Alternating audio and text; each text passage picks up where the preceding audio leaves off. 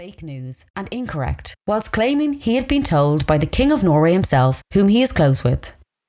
The French government has condemned the treatment of citizens of the Horizon Islands by the local armed forces and has threatened intervention to protect citizens of a former overseas region of the Republic. Adrian Skelding is in Georgetown, Horizon's capital, reporting. Riots on this once tranquil archipelago started 2 weeks ago, just after the election of left-wing President Jean-Philippe Grosjean. Grosjean was influential on the island in setting up the nationalist party Horizon Dawn just over 1 decade ago, resulting in defections from centrist parties on the islands. He is seen as being having critical in both the independence of the islands from the French and keeping democratic presidents of the past in line within aspects of military development and foreign policy. Just last year, he was the major signatory in forcing the National Assembly to procure up-to-date weaponry, provide ample training and salary for the military defence force and gendarmerie.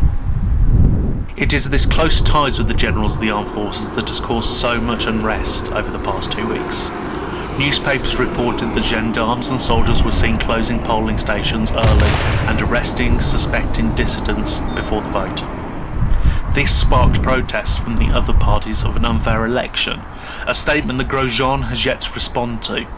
Violence erupted on the streets early last week and the armed forces have tried to stamp it out with an iron fist, a course of actions that has been condemned worldwide, but to which the president claims that Horizon has spoken and will not be silenced.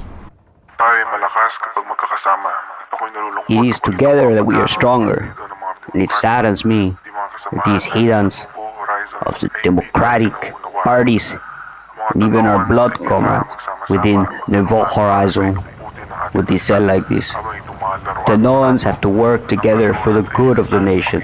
And these puppets of NATO in the West try to undermine us. But I shall not stand it. We will survive this terror and slander of the great United States and our all overlord France, and show them we are strong. This I promise you, my people, my friends, my comrades. I am humbled that in me you have put your faith to be your president, your servant, your guide. I will lead the way on this journey, together. With the use of firearms being used on both sides and talks of violent militia groups being formed in the hills of the island of Tanoa, the likelihood of a non-violent outcome to this incident seems all the more unlikely. However, only time will be able to tell whether the impact of this is only felt in this small archipelago or whether the shockwave spread into the Pacific. Adrian Skelding, BBC News, Georgetown.